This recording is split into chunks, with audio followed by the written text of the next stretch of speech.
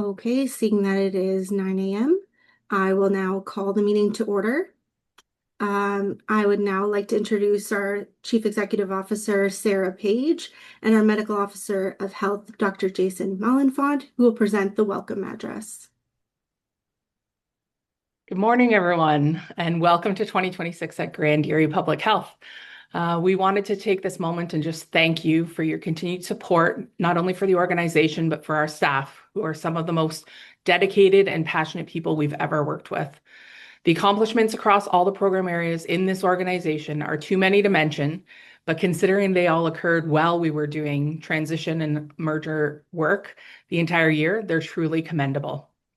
This year, we have faced a lot of change, and yet every day our teams are out in homes, schools, clinics, and offices doing amazing work with and for our communities.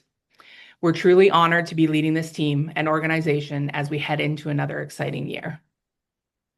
Morning, everyone. 2025 was a foundational year for Grand Erie Public Health, a year where two legacy organizations came together across 4 municipalities to form stronger, more connected, and more forward-looking health units. Much of the corporate merger work happened quietly behind the scenes, and as we move into 2026, our focus now turns to the meaningful work of aligning and harmonizing our programs and services in ways that truly support our communities. This is an exciting moment for GEPH. It's an opportunity to build on what's working well, thoughtfully improve where we can, and continue innovating in how we deliver public health across our region. Central to this is our commitment to transparency, collaboration, and strong information sharing, not only within our organization, but with our partners and communities as well, as we continue to foster a culture of trust, belonging, and shared purpose. While 2026 will undoubtedly bring both opportunities and challenges, we are entering this year with momentum, clarity, and a strong sense of collective direction. With your continued support and leadership, we are well positioned to succeed together.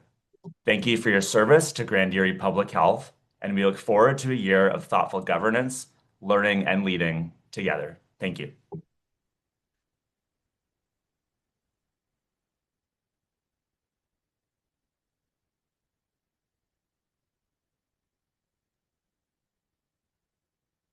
You're on. Sorry.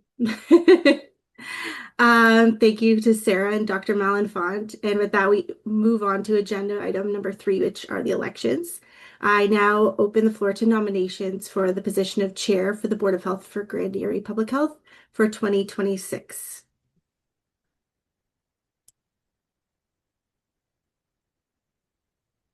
Are there any nominations? You may not be able to hear me, Nicole. Can you? I can hear you. Yeah, I would like to nominate Maria Kinkle. Okay. Thank you, Member Bell. Are there any further nominations?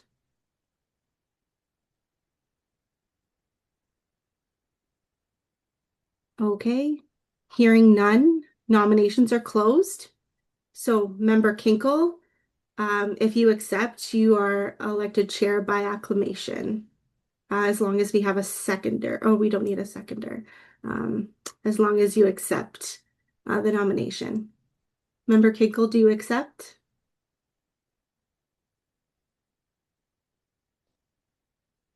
You're muted.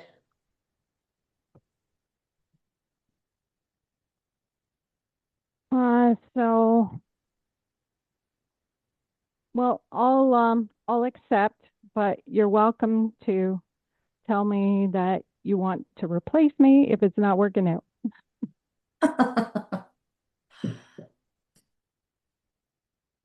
Well, thank you very much. So Member Kinkle was nominated for the position of chair, and she is now appointed. Member Kinkle, you will now assume the role of chair for the remainder of the meeting. The next item of business is vice chair election. Member Kinkle, if you would like, I can go ahead with the nominations and opening the floor. That would be great. Okay, great. So are there any nominations for vice chair for the Board of Health for 2026? May I ask a question? Oh, Yes. how does this work with it being an election year? Is there a point where this board stops meeting? What So the happens meetings at the go point? up to October. Sorry, through the chair, the meetings go up to October. Um, there may be a point where we stop meeting if we no longer have quorum. However, the elections for 2027, per the procedural bylaw and the amendments that we made in December, will be in December. So it'll be the first meeting in December. So included in the agenda package is the meeting schedule, and that includes a cancellation for the November meeting that originally was we would normally have, but because it's an election year, we don't expect to receive any municipal appointees by our first meeting date that would have been scheduled. So that meeting has been removed off the calendar. So we're anticipating to have our first meeting in December, and that meeting would have the chair, nominations for the chair and the vice chair. Did that help answer your question, or did you? Okay, perfect. Um, were there any further questions? Nope. Okay. Do we have a nomination for vice chair for 2026? Yeah, Member myself. Bodner, or sorry, Member Kinkle or Chair Kinkle? Just allowing Member Bodner to, Oh, who had his absolutely. hand up. My apologies. Thank you. Can you hear me all? Yes. Okay, I'll nominate Counselor Sicoli as Vice Chair.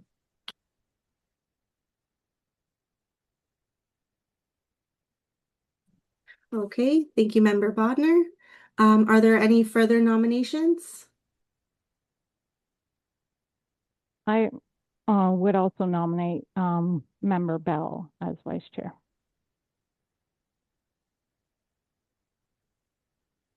Okay, thank you. Chair Kinkle, are there any further nominations?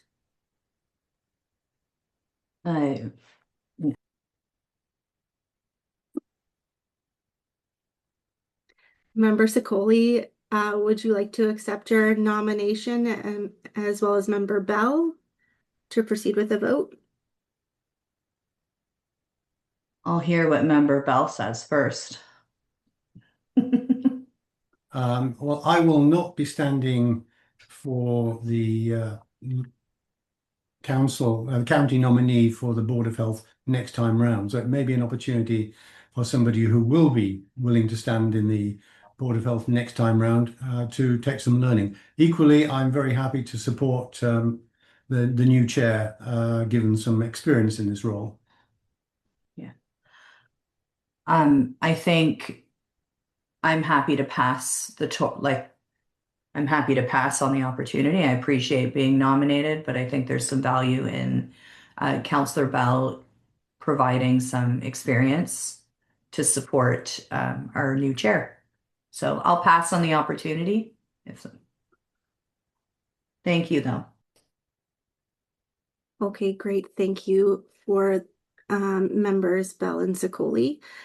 So we do have Member Bell who has been therefore elected by acclamation to vice chair. And thank you very much, everyone, for your words and insight and participation in this election. Chair Kinkle, if you would like, I could now proceed to agenda item number 4, which is the conflict of interest declarations and the annual reading of the code of conduct summary. Please do, Nicole. Okay, through the chair, I will now read the summary as required by the board's code of conduct and confidentiality policy. Members of the Board of Health are elected and appointed community leaders who are committed to promoting and protecting the health of our communities through our people, our partnerships, and our commitment to evidence-informed decision-making. Board members also recognize that they should deliberate in many voices and govern in one. Members uphold the board's vision and mission as articulated in the strategic plan.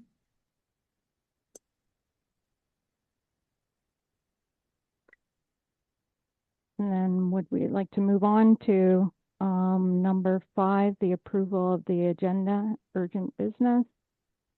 Anything there?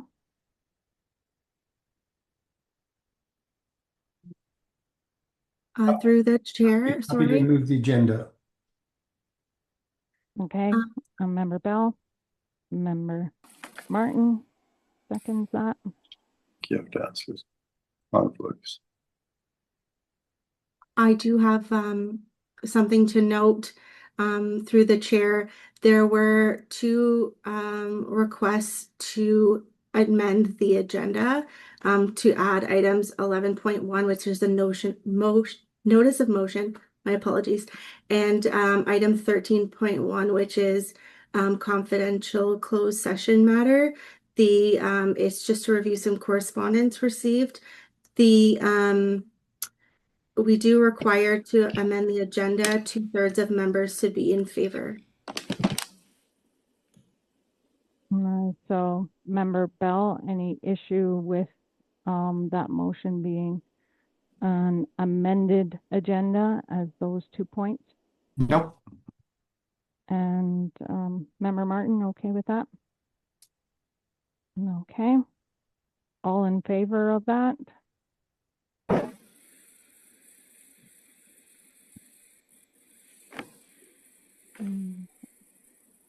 Any opposed?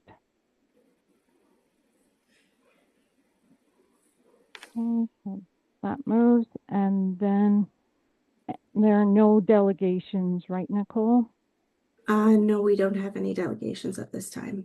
Okay, and then we'll move on to number 7, standing reports.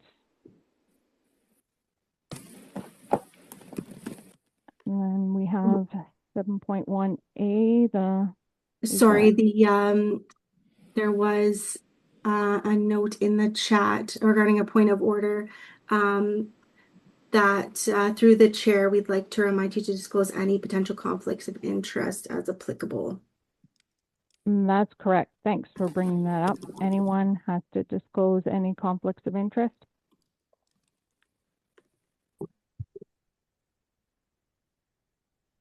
Yeah. Okay, thanks for. Well, hang on. Ding. Member Davis, thank you. Yeah. Can you hear me? Yep. I Okay. can hear you. This is not very directly relevant, so I'm asking for the chair's indulgence, but I think it's kind of related. First, I'll start by saying, a mayor has duties that elected councillors don't, because the municipal act makes us the CEO of our organization and also makes us the person that speaks on behalf of the city and imposes a very high fiduciary duty on a mayor, and which is different than elected councillor. And so I reviewed the code of conduct that was approved at the December meeting, which includes a conflict statement. And I got to say, it's a pretty tight, strict code of conduct, but I understand why, because of the past experience this organization has had with other members. But I think it creates for a mayor, non-elected councillor, an irreconcilable conflict of interest in fiduciary duties. And there are a number of sections I won't bore you by. I think you know which ones they are. And, so it's my view. I don't think a mayor can sit on this health unit board. Maybe differences of opinion on that.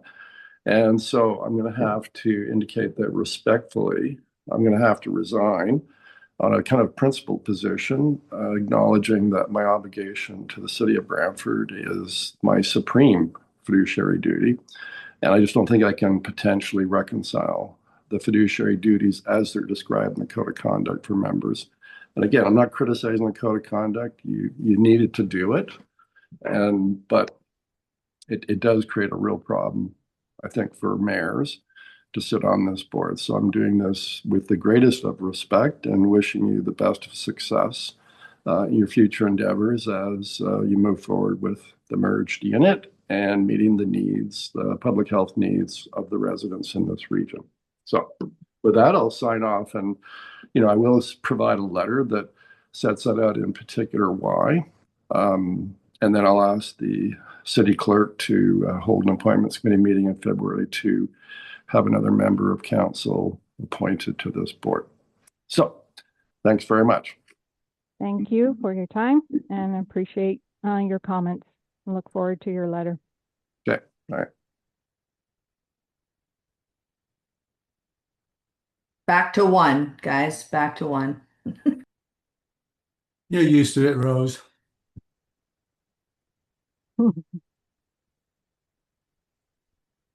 Okay, so should we move on then for reports from the Director of Finance?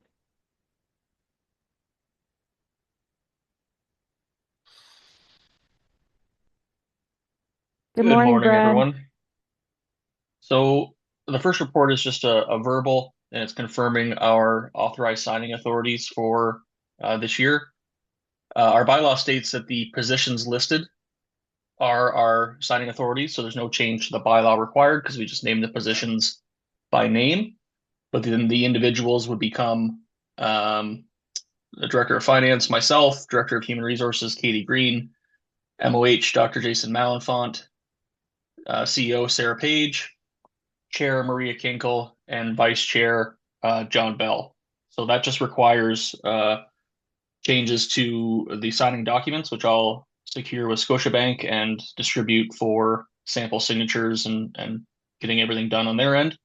So we just need a motion to approve that. Member Martin,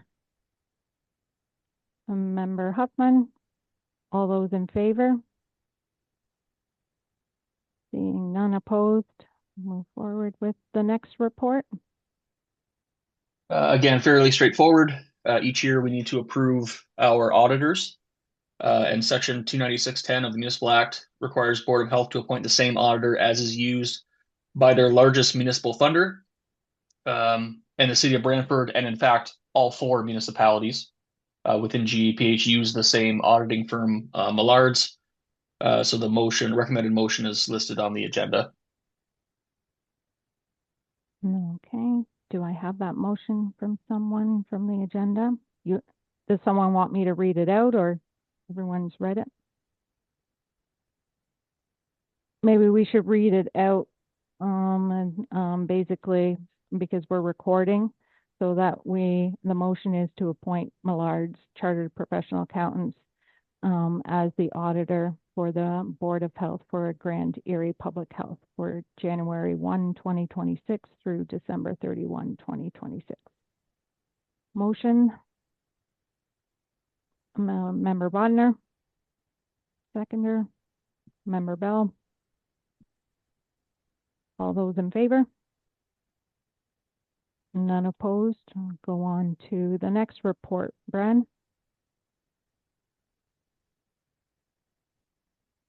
So the final report is bringing back to you a reserve policy, draft reserve policy, which was presented in September, with instruction to review, consult with other health units and municipalities, and the result is what you have before you today. Given how the funding of public health has swayed from the expected 75-25 split with the province to roughly 63-37 in the current year, if GEPH experiences a surplus, it would not be returned to the province unless that surplus shifts funding back to the expected 75-25 funding ratio, which would be a significant surplus to get us to that point. As noted, this policy was drafted based on survey results from other health units, with a summary of those results in the report, with a placeholder in the policy if the board wishes to place a limit on both or either of an annual limit to contribute to the surplus or a total surplus fund balance. Policy follows that each year after the financial results are known and supported by audit, the amount of surplus, if any, will be identified and added to a general reserve balance, at which time or any time thereafter, the board may specify a usage for the reserve balance. And sample uses include working capital, contingencies, facility and equipment, repairs and maintenance, IT investments, HR management, or enhancing public health initiatives. And the report also provides the current balances for GEPH as well as the board specified uses of those. But again, those uses can be changed through board motion. Many of those declarations date back to pre-GEPH and 1990s declarations for the usage of those balances. So again, board discretion can change those uses at any point in time. So we'll open the floor to any questions about the policy and or discussion about if there is interest for having an annual or maximum limit of the reserve balance.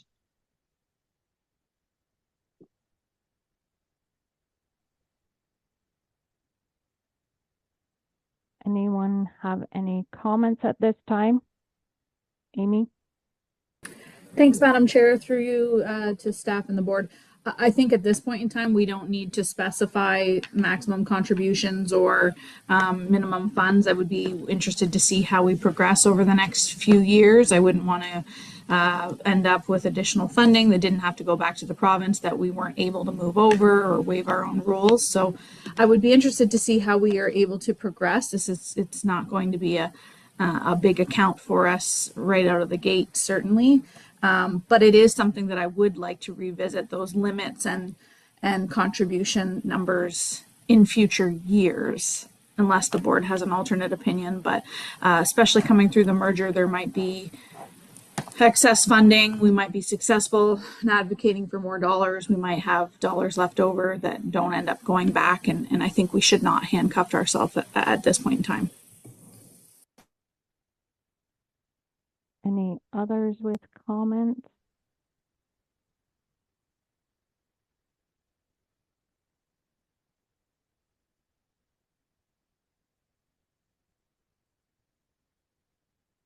Don't see any other hands up. Do we want to bring forward a motion at this point to approve this draft policy for the reserve fund? Madam Chair, me again. I'm happy to move that and include direction to staff to revisit the policy with the board at the end of all merger dollars flowing. I don't know if you want to do that in maybe in 2 years' time. I set it as a 2-year review at this point, maybe, and then going forward that at least it's a biennial review. And do we have a seconder with that?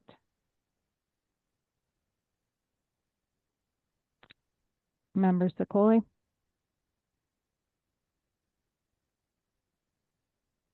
Any other comments? Seeing no hands or anything, I'll call the question for a vote on that motion. All those in favor? I see most of your hands. Okay, perfect. That's carried.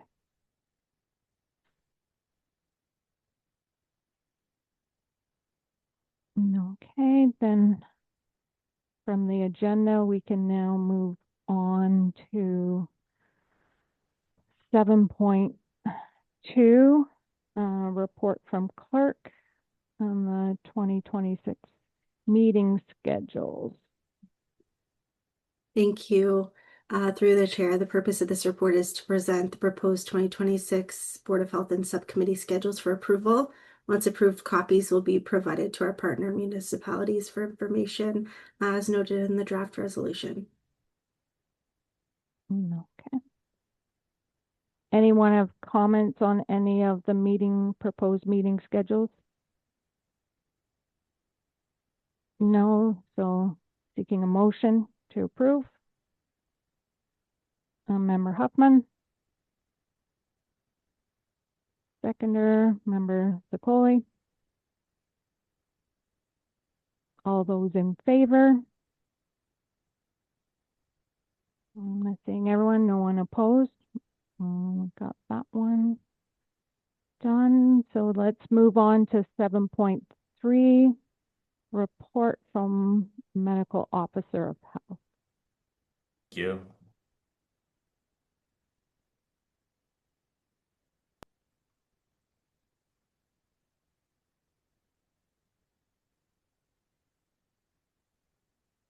Can someone please just verbally confirm you can see my slides okay? It's coming Confirmed. up on mine. Thanks so much.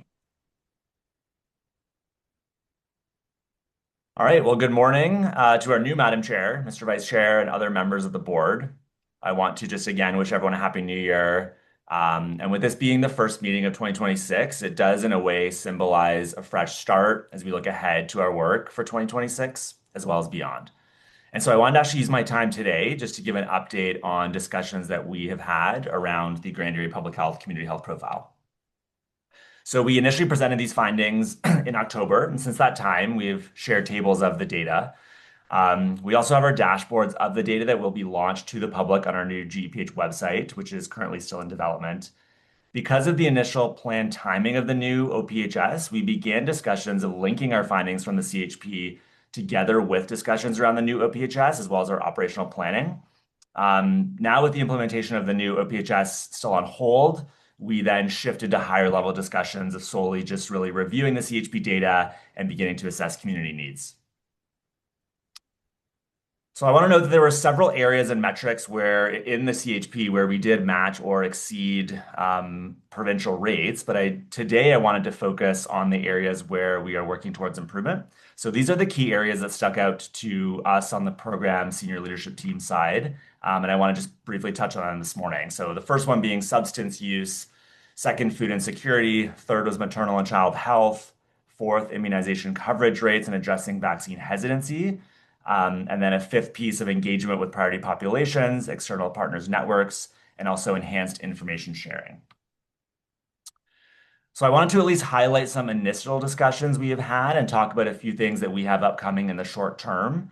But we are still early in discussions, and we will be continuing to have further discussions outlining where we go from here in terms of informing our operational planning.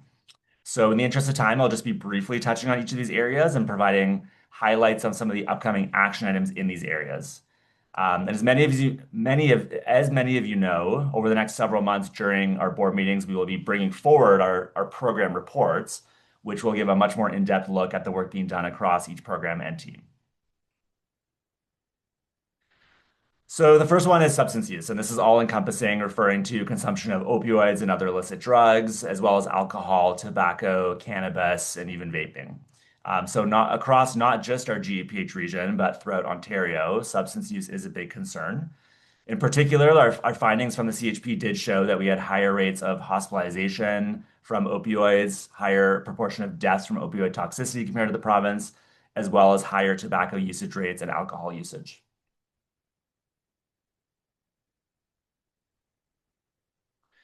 I do want to introduce some work that we'll be diving into in 2026. So we really want to maintain a focus on, of course, upstream approaches. So first, we have our Lighthouse Community Strategy, which we'll be launching publicly in February next month. This strategy uses the internationally recognized four-pillar model for combating substance use, which is prevention, community safety, harm reduction, and treatment. We just hosted a steering committee meeting a few weeks ago where we had over 40 members across various sectors in our region all take part in this effort. And there's more to come on this initiative once we launch publicly next month. We also are one of the fortunate recipients of Public Health Agency of Canada's Planet Youth program funding, which uses the Icelandic prevention model for addressing substance use, particularly using preventive methods and working to target youth. And so we're right in the middle of this work. We just completed surveys at various schools throughout the whole GEPH region in grade 10 students. And we'll have more to come on this in terms of sharing the findings once that data is analyzed. And it'll be particularly helpful to use our local context and how we can continue this important work. In terms of our work around reducing drug-related harm, so also upcoming in the short term, we have our Brantford-Brant Drug Strategy Action Plan, which is coming out in very shortly, next week, this month.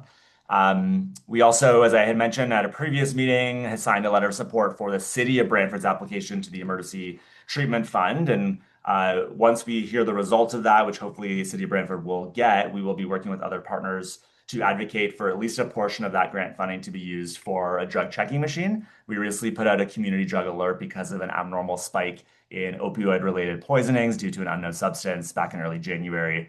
And so once we hear about that grant, we'll hopefully be advocating for a portion of the funds to be used towards that. And as well, just continuing to increase partner collaboration. We're discussing enhanced partnerships with their paramedic community who are often out in the field and seeing how we can team up and collaborate with them as well. We also recognize the importance of work to reduce stigma in our work addressing substance use. So we've made several efforts, and we're going to continue to be doing more work in 2026. So our staff has made development of substance use style guide. We have developed a process for walk-in clients that are supportive and non-stigmatizing. We have a focus on integrating anti-stigma language into interactions, both internally as an organization as well as externally. And in terms of the future focus, we want to continue to work with external partners in offering anti-stigma training. So far, we have 2 organizations who have expressed interest in actually using a lot of our internal processes to use for their own anti-stigma training. Second subject was food insecurity. So this is a growing concern in the Grand Erie Public Health region. We saw in the CHP that approximately 1 in 4 residents in the GEPH region now experience food insecurity, which is actually a comparable rate provincially. It's an urgent issue, and one of the concerning findings is that we're also seeing the trend increase between 2021 and 2024, both locally as well as across the province. So this is an important issue. Food insecurity is a major determinant of health and is strongly associated with poor physical and mental health outcomes, as well as increased risk for several chronic diseases. By addressing food insecurity, we can help to reduce downstream health consequences. And finally, it's important because vulnerable populations tend to actually be even further disproportionately affected. So next month, we are going to be releasing the first food insecurity report that will be released as the new health unit, GEPH. And at our February board meeting, so next month, we will have Laura and Lisa, 2 of our excellent dietitians, who will be diving into that further and presenting the findings from the report to you all. And beyond publishing this report, we also have an important role in monitoring and reporting on food insecurity, as well as continuing to use the Ontario Nutritious Food Basket, which allows us to monitor grocery prices locally. We'll be going into this further in February again during this presentation, but a large part of our role as a local health unit is also advocacy at all levels of government, so municipal, provincial, and federal, and fighting for upstream policy changes, as well as just supporting our other partners with delivering and presenting evidence-based resources. Okay, our third topic was maternal and child health. So this is an important public health issue in our region. The health of mothers and children are interrelated by many factors, and healthy growth and development is a key determinant of health, encompassing emotional, social, physical, and mental well-being. And we did see out of our CHP data that we do have an increased teen pregnancy rate when compared to the province, although we have actually seen an improvement in our rate within the GEPH region between 2018 and 2022.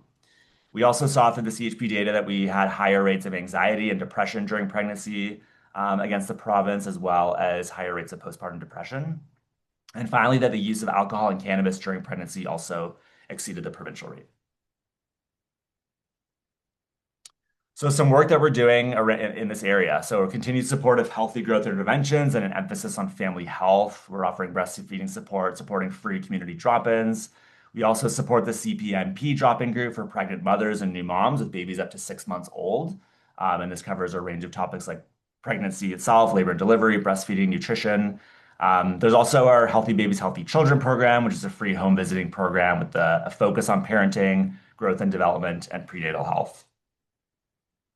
We also continue to offer a family phone line. We're supporting local early on programs, which offer high quality free programs for caregivers and children from birth all the way up to 6 years old. We do also currently have all of our PHNs, or public health nurses that are on these teams, trained in cognitive behavioral therapy, as well as perinatal mood disorders.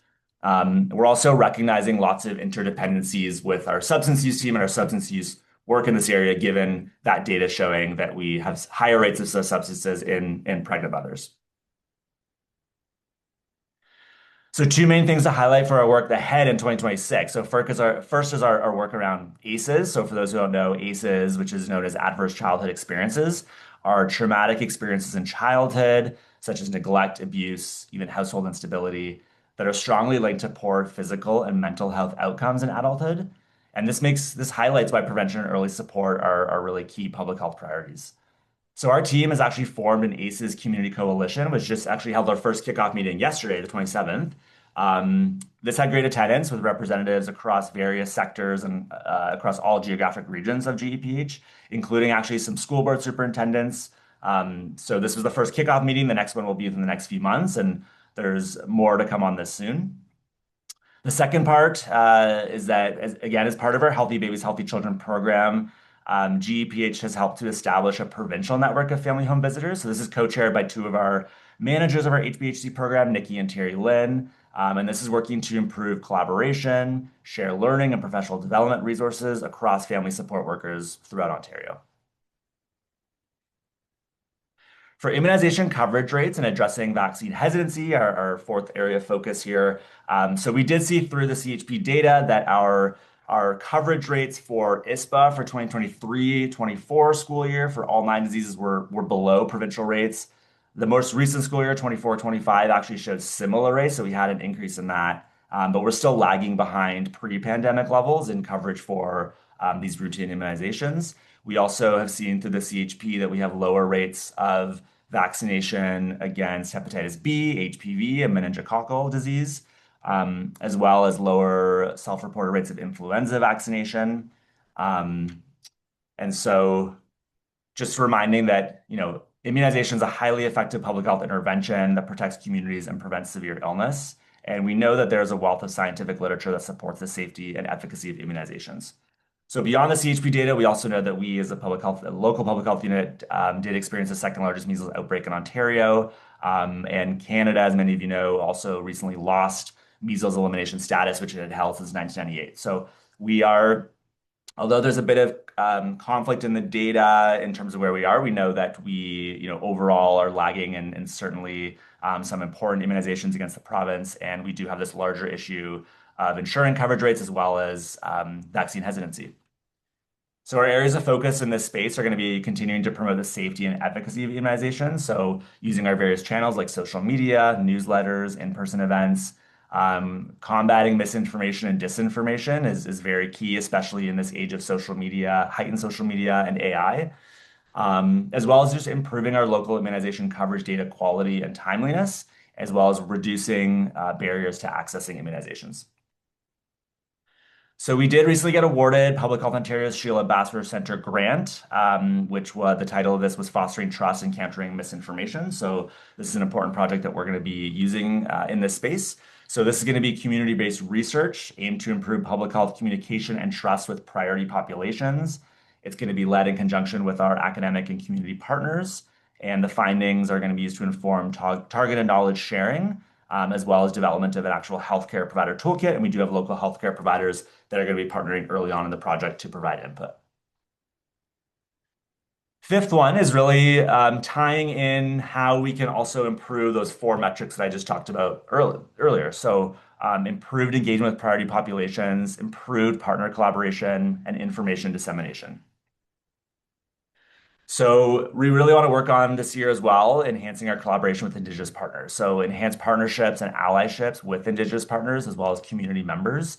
We're continuing to explore service needs. We've had some Indigenous members reach out to be able to provide services such as oral health and vision screening in elementary schools. And so we're working closely with them to try to set that up as soon as we can.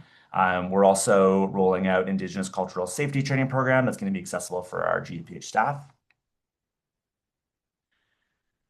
For increased community partner engagement. So this is going to help us succeed in addressing, again, the above mentioned topics, in addition to all the other areas of our programs and services. So we're really working towards increased collaboration with school boards, and we have made some headway on that compared to previous years, and we're really working hard in that space as well. Increasing collaboration with healthcare networks, among many others.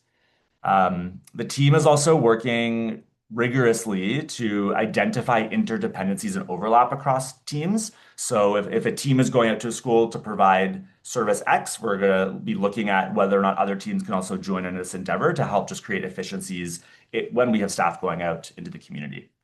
And this is set to further improve as program harmonization continues, but it's also something that we're sort of internally watching out for closely. In terms of increased information sharing and dissemination, so some recent things we've been doing as well. So I've already talked a little bit at previous meetings about our epidemiologic dashboard. So previously we're on 2 legacy sites. We now have all the data combined for all of the GEPH region. regarding respiratory virus trends and outbreak trends in our communities. So this provides real-time, up-to-date data for healthcare providers, external partners, and the community at large. We've started developing as a direct request from them. We responded immediately, and we've now developed this weekly respiratory season messaging that gets disseminated to all of our primary care provider networks throughout all regions in GEPH. And we've received really positive feedback on that. That's just updates them on current trends if they haven't had a chance to look at the dashboard, and also just provides any update in recommendations we have in response to those trends. We're really increasing, so I'm making a huge point to be attending the primary care network meetings, which have been really helpful just to answer direct questions from healthcare providers. Most recently, one of the questions was, how do I encourage my patients to get vaccinated against influenza? Because all they're hearing this year is that the vaccine is ineffective. Which of course is not true, and there's a lot of data to support that it still has benefits and shows efficacy and safety to get immunized this year. So just sharing that language and sharing some data with the healthcare providers directly on these meetings has also proved to be very fruitful. So we're also continuing to do timely, relevant healthcare provider memos. We've opened to not only doing fax, but more recently also making sure we're doing email, which is of course a good way for them to see things in real time, as well as just working to improve engagement across our social media platforms. So I know this was a lot, but just again, in summary of some action items that we have in the short term. So, next month we have a lot coming out. So our drug strategy action plan. We also have the public launch of our Lighthouse community strategy, as well as continuing to analyze our planet use survey data, I'm sorry. We do have this food insecurity report coming out next month, as well as the Board of Health presentation. And that Sheila Basler Center grant project started this month. Actually, we're already underway, and that's aimed to be completed by September of this year as well. And as I mentioned before too, we're just continuing, from now and into moving forward, we're continuing really internal discussions and efforts to be looking at and addressing interdependencies to help create efficiencies in our service delivery throughout the region. In summary, I also just, we mentioned this when we first presented the CHP data, but, this focus is on the CHP data, but of course there's many other factors we use in determining, areas that we're looking at, and certainly when we're further developing our strategic plan, which is going to be coming out later this year. But just a reminder, this is cross-sectional data, so it's a snapshot in time. Some of the data as well does lag from several years just because of the methodology and data collection methods. So we are going to be continuing to work to be getting more up-to-date data, and do further analysis as much as we can throughout this year. We are planning to, again, we have these dashboards coming out with the CHP data. We do also have plans to be going out to external partners in the coming months and actually presenting the data as well. So that's going to be in the pipeline soon.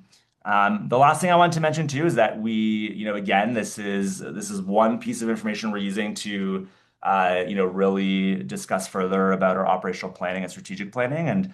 But beyond that, we're also really valuing feedback from our external partners, as well as just the community members at large. So with this being our first public meeting, and we're going to be aiming to hopefully have an actual live stream as well going within the next few months, I really would encourage attendance at our meetings in real time, or at least watching them on YouTube after the fact, just to stay apprised of everything that we're discussing, and also just we really value your input. So that's for any community member, but also our external partners who we work closely with.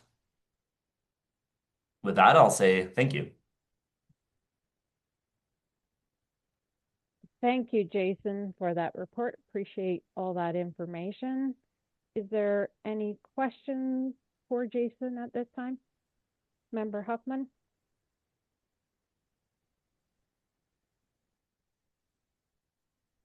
Oh, there. Yeah, I was just trying to unmute. Thank you very much, Chair.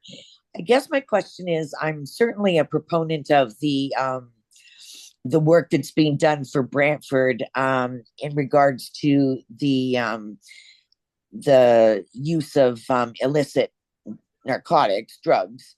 But also just wanted to mention that Haldimand County, I believe, just had a severe case of a bad batch of drugs that got into the community, and there were deaths related. So, and I know that Norfolk County is struggling with this as well.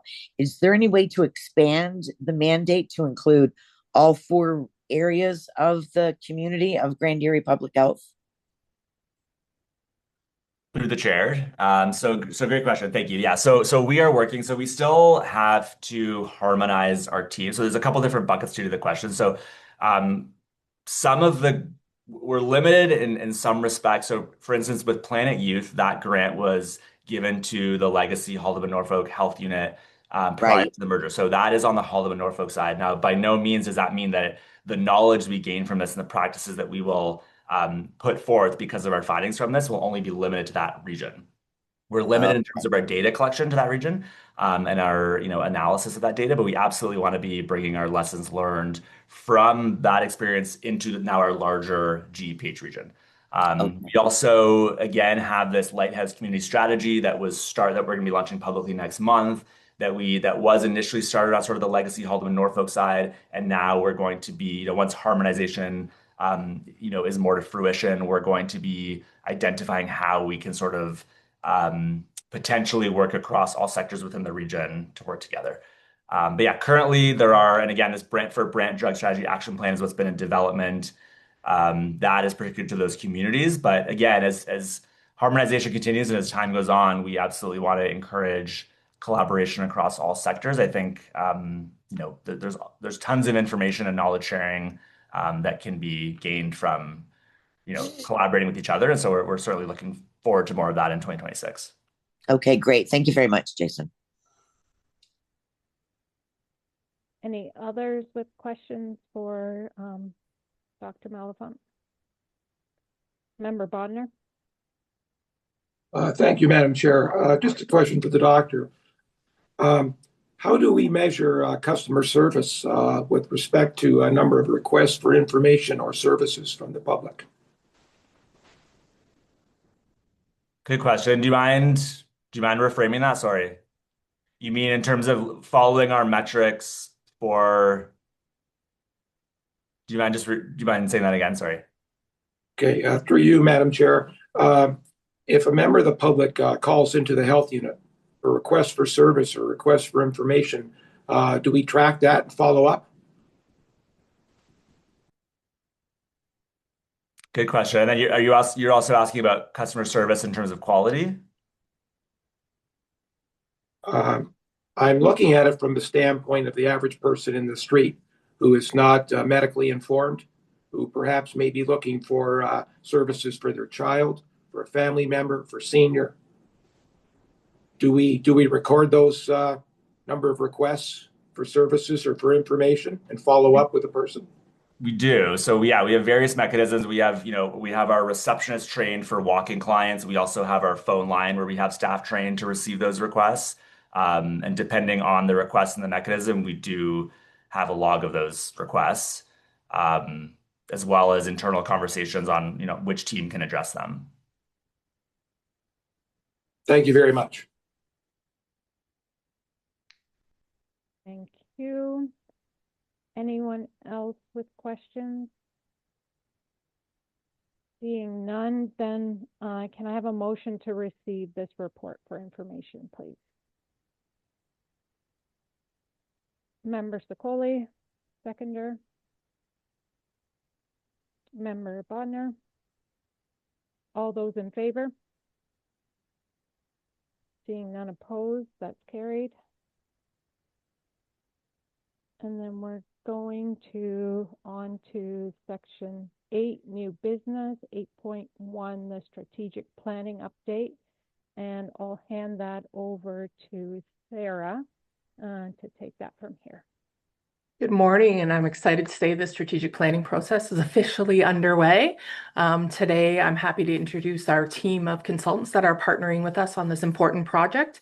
So we have Sense and New with us. I will let Tony, Michael, and Serene introduce themselves. So handing it over to them. Thank you. Great. Good morning, everybody. I'm Michael Schlesinger. I'm going to be the project director here.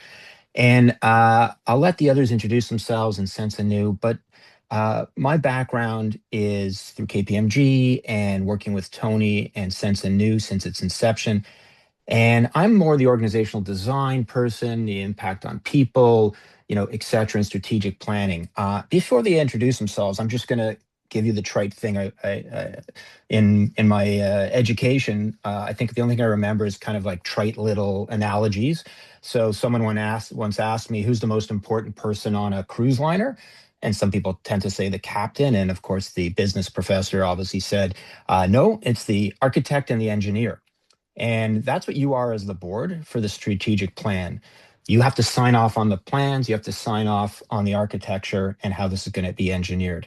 And listen, I had a lot of skepticism for visions and missions, younger in my career until I started working with organizations that really used it as a guiding principle. And for your particular situation, it's not just about dreaming what could be, could we, do the most amazing things.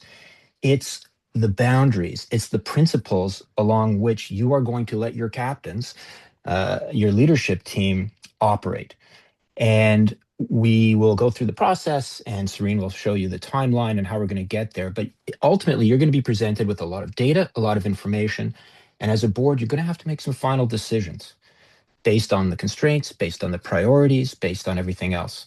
And once that strategic plan is done, I know you've seen, beautiful strategic plans and nice posters. It's not a poster on the wall. It's going to be how your leadership make some decisions about where to allocate resources, where to focus our attention, what outcomes are we trying to achieve, what can we say no to. So it's that process, in my opinion, what strategic planning really is. You're setting the boundaries and the principles against they want to operate, and of course your leadership team, the captains, drive the ship after that. That's all to say. That's me, and Tony will explain more. But we also have Tony and I specifically the pleasure of working on the business plan and the analysis that set up this amalgamation. And along with, he can correct me, I think something like 11 to 14 other public health units that we have that familiarity with. So I'll pass it over to Tony to say hello. Good morning, everyone. Very nice to see you all. I see some familiar faces from the last time that we met during the feasibility study. So a little bit about myself. I have been consulting in the public sector for over a decade, but a significant amount of my work has been in public health. I've worked with over, I'll say maybe 50% of the public health units in Ontario, and are currently supporting, in addition to you folks, the two other mergers that's happening, which is Lakelands and Southeast as well.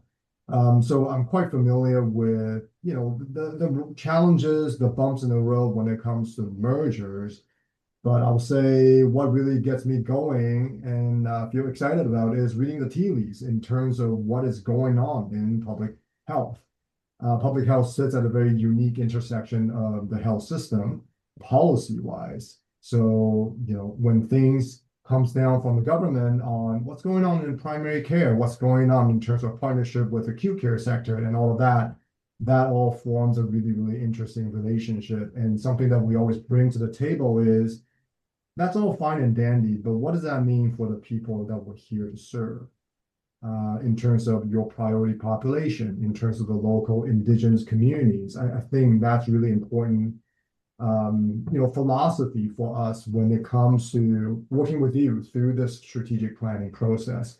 So that's a little bit about myself. I'll pass it on to my colleague Serene in a bit. I just wanted to mention that we also have one more colleague who's not able to attend today.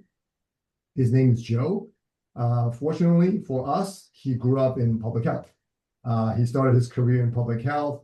He has done quite a bit of work in Ontario Health in the areas of Indigenous engagement because he is a 2I seen member of the Indigenous community. And we're very fortunate to be able to partner with him on this project to work with you. Thank you. Thanks, Tony. So my name is Serene. I am the project manager for this engagement. Similar to Tony and Michael, I've been working the last few years in public health as well as assisting with the mergers throughout the province. My role throughout this project is to help keep this project on track, keep it coordinated end to end, and making sure that we adhere to all timelines and making sure that this engagement is well organized and that all partners and stakeholders have the information that they need to have. I'm going to share my screen and go over the timeline in a bit more detail. So let me just share my screen real quick. So this is just a quick overview of the Sense and New team. And here is a high-level project timeline. So in January, we have had our project kickoff. So this is the last portion of the project kickoff. We've already had a chance to introduce ourselves with Jason, Sarah, and Nicole, who are the Grand Erie project team as well. From January through February, we will be doing the background document review.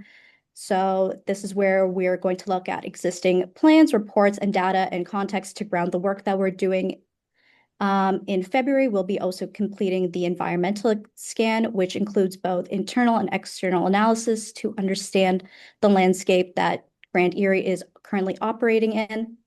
And through February and March, we'll be moving to collaborator engagement. So this will include interviews, focus groups, and conversations with various key partners. And we'll also be engaging with the board on specific members and focus groups.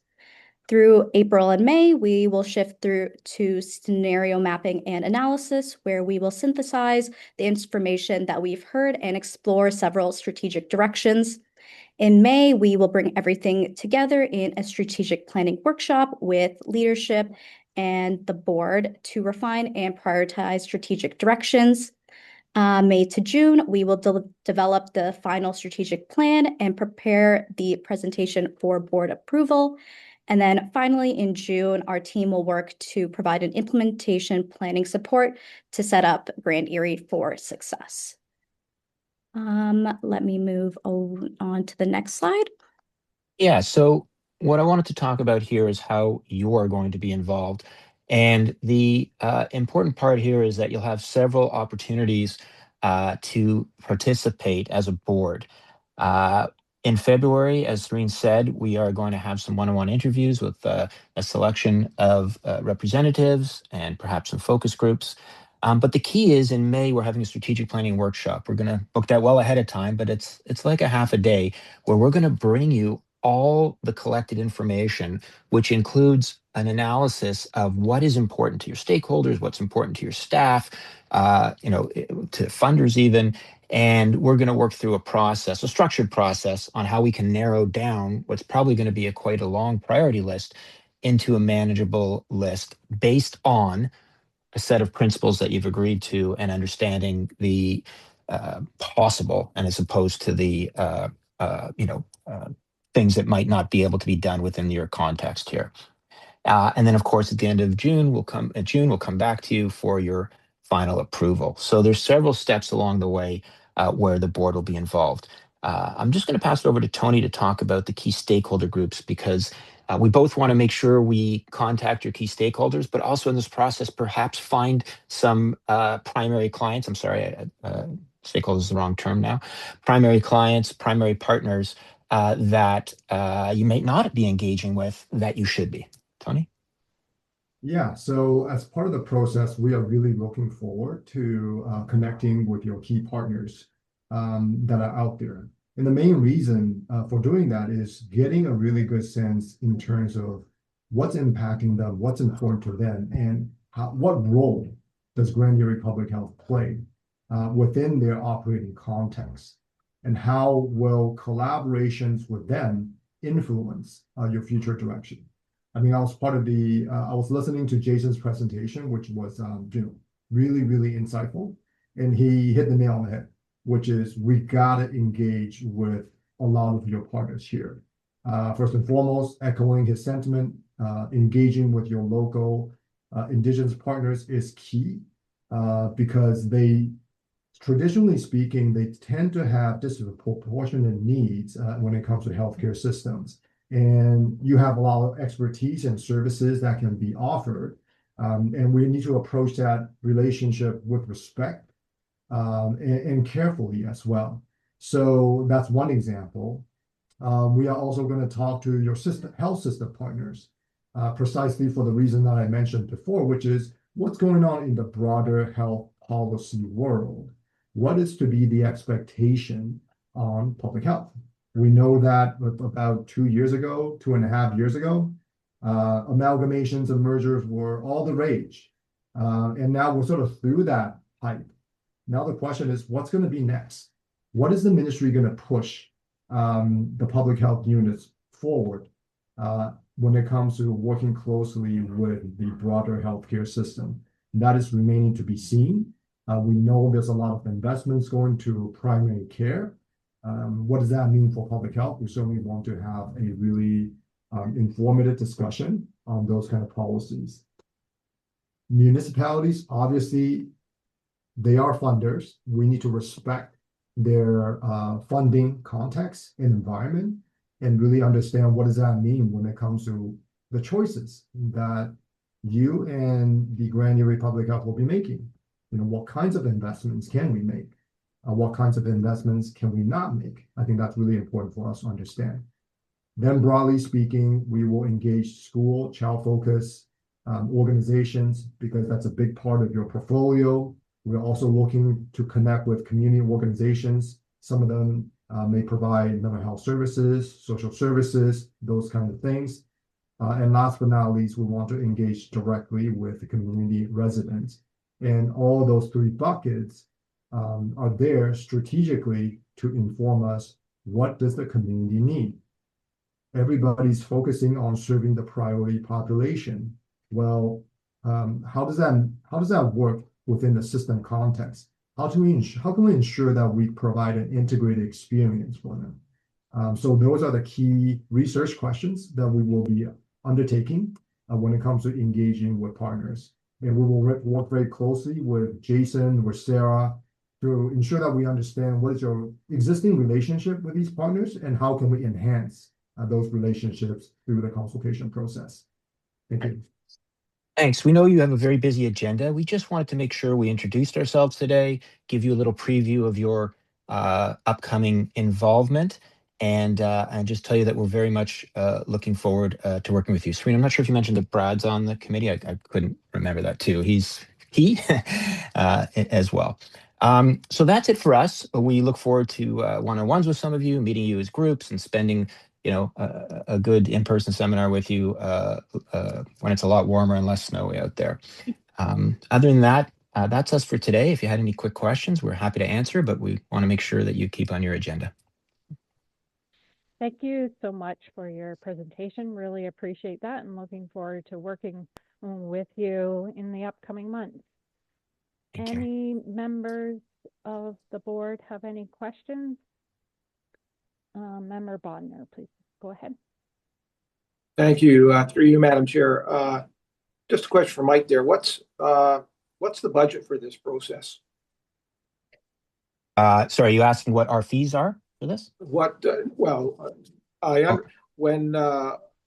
the original boards were going through the merger process, the original Sense and New people said it'd be around $200,000 for a new strategic plan for merged health units. So I'm just wondering, are we keeping to that, or has there been new budget developed? We are not keeping to that because it's significantly less than that. I'm going to let Tony answer the question, or even Sarah, because I can't remember the number, but it's not that. Tony, do you remember?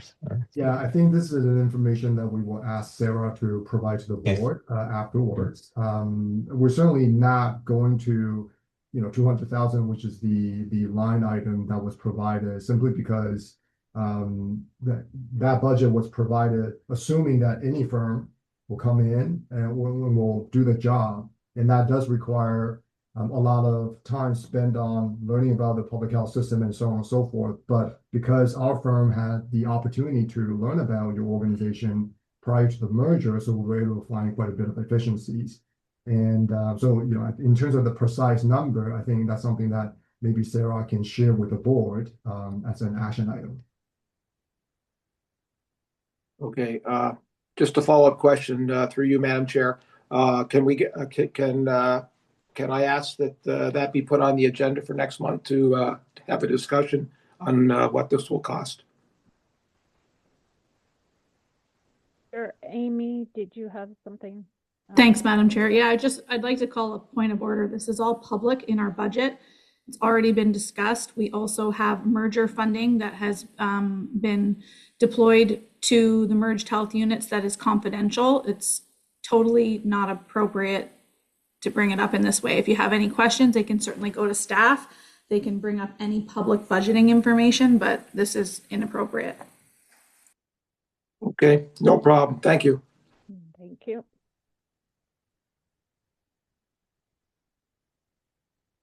Any other questions?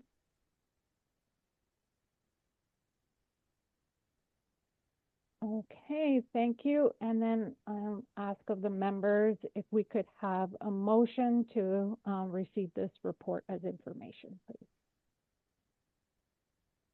Member Secoli, thank you. Seconder, Member Bell. All those in favor? Seeing none opposed, we'll have that's carried. And thank you all, Mike, Serene, and Tony. Thank you very much for your time. We really appreciate you coming here and doing this presentation. Thank you very much. Have a good rest of the meeting. Take care.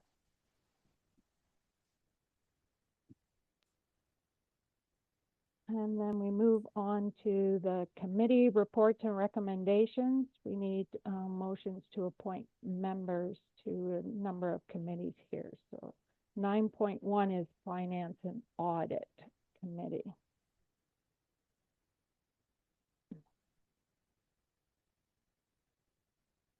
So are there any volunteers for this committee? Start with that.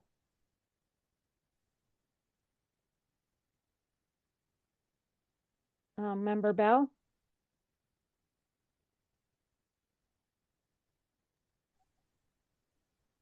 Madam Chair, just a quick question. Can we get a reminder on when the date and the time that these committees have typically been meeting? Nicole, are you able to put up the agenda, the proposed agenda for the Finance and Audit Committee? Oh, you're on mute. Sorry, I will share it right now here.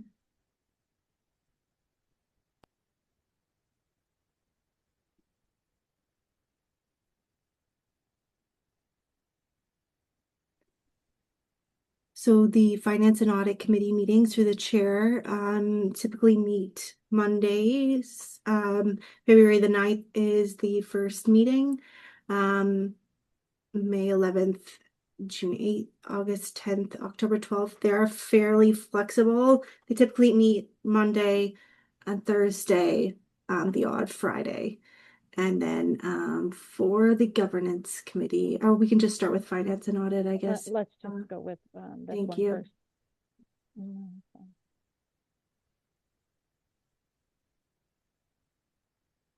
Member Bodnar?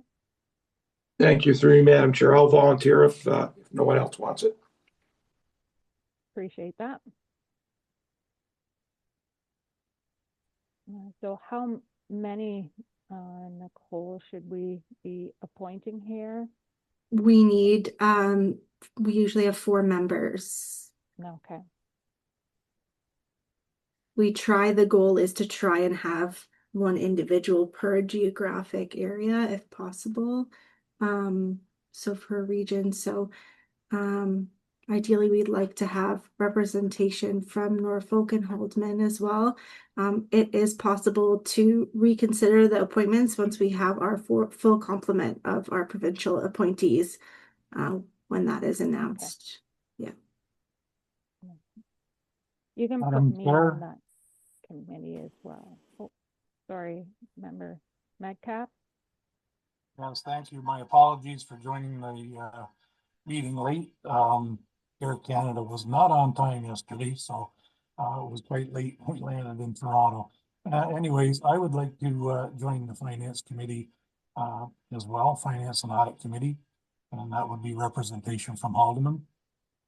Appreciate that.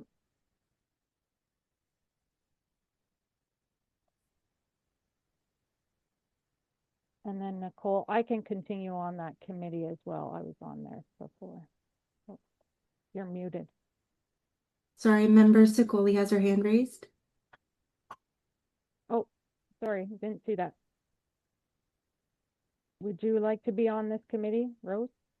I was gonna say I'm happy to just put my name on all the committees so that Brantford has representation, but also noting that I would like, once a new member is appointed, that we shuffle that because I really don't have full capacity to take it on. But in the interim, we can throw my name in there. Member Kinkle, I would like to note as well, you sit on the committees as ex officio, so That's right. we don't need to fulfill your position on that. So that's great that Member Sicoli was able to join the committee. Okay, so that appears that we have 4 there, right? Member Bell, Member Bodnar, Member Sicoli, and Member Metcalf. So we need a motion for that. Who's willing to move that? Member Martin and Member Bell, I think you were second there. So all those in favor? Carried. That one compliment is filled. Thank you very much. And we'll move on to the governance committee. Do we want to see the agenda for that one? Okay. So with that, are there Member Sicoli, you're okay with your name being put on there? Thank you. Any other members? Member Bell and Member Huffman. We have 3 there.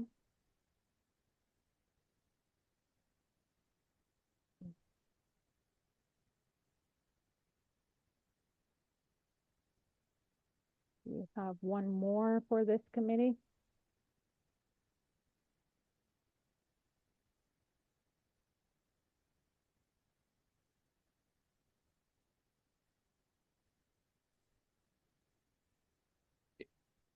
If we don't have a volunteer to note through the chair, we are able to proceed with 3. When we do get additional appointees, we can revisit at appointing an alternate member. It's just that if any one of those 3 individuals aren't able to make the meeting, it's effectively canceled or postponed. So we'll just need adequate notice regarding the meeting schedule. And if there's any conflicts or if you're no longer able to attend the meeting, please let us know as soon as possible and we can rebook that. Okay, thanks for that. So I'll ask for a motion to approve those 3 members for the committee. Member Martin, Member Bodnar, all those in favor? Carried. Thank you. Those were just the 2 committees, right? And then we move on to 10, our consent items. So that was provided to us. And do we need to review any of these, Nicole, or we're just seeking a motion right away? So this is the consent agenda. So as of right now, there are only 2 items included, which are the meeting minutes that are noted in the agenda package. We're expecting further consent items to come forward at the next meeting. There is a report and there is another item, but as of now, there are just these 2 items from the December meeting. So they get approved as one motion as the consent agenda. And if anyone would like to take anything out for discussion, they will note that at this time. So any items for discussion on the consent items that were provided?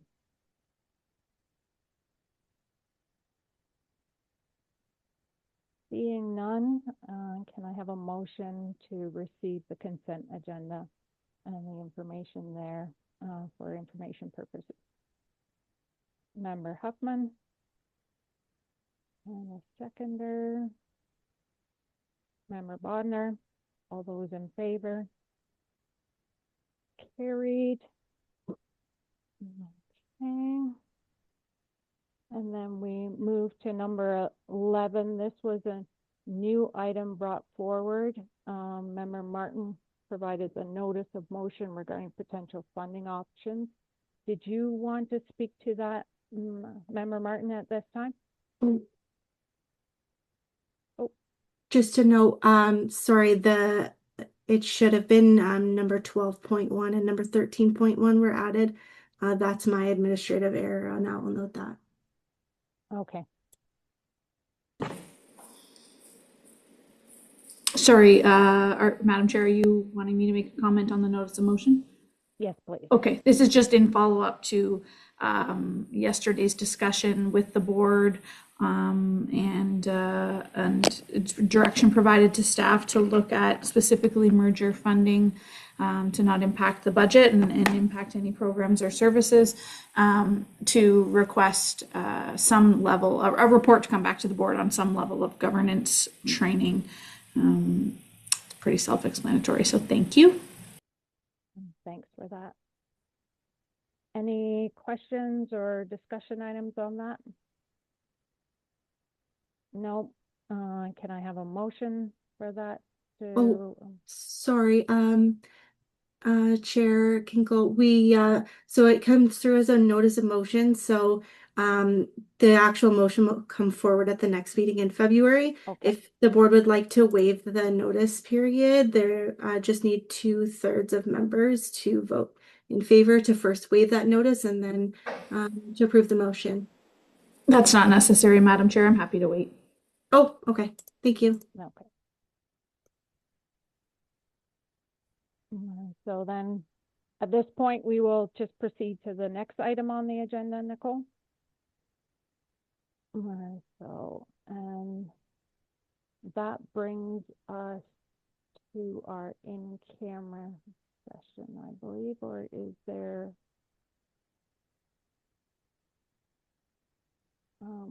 any upcoming agenda items first that we need to deal with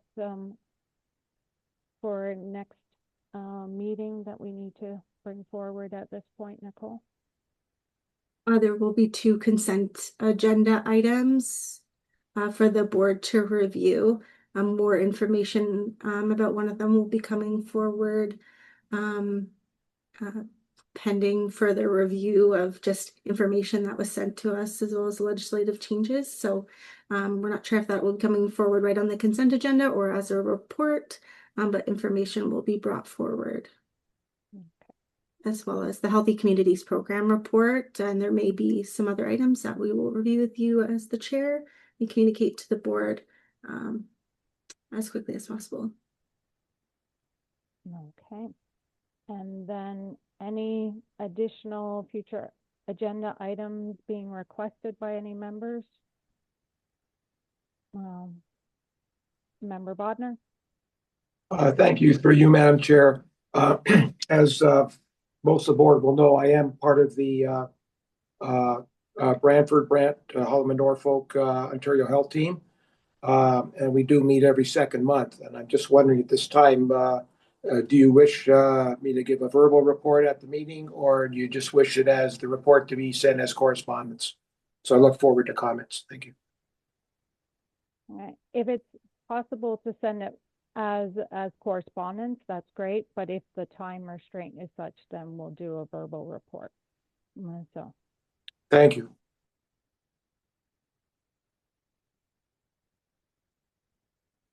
Okay. No other items, upcoming agenda items for discussion?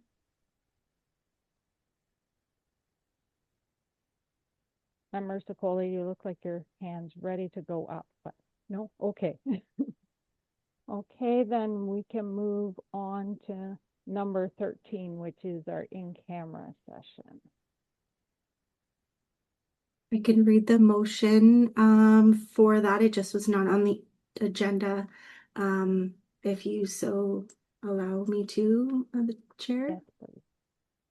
Okay, so that the Grand Erie Board of Health meeting move in camera at 10:19 a.m. pursuant to Section 239(2)B of the Municipal Act 2001 as amended to consider personal matters about an identifiable individual, and Section 239(2)D of the Municipal Act as amended as the matter pertains to labor relations or employee negotiations.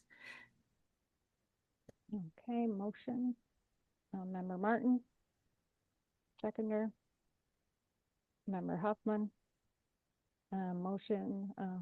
All those in favor? Carried. We'll move into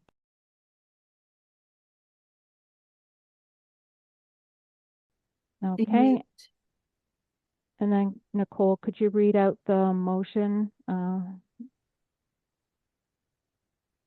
Yep, the motion shall read that the Board of Health receive in-camera agenda item 13.1 for informational purposes.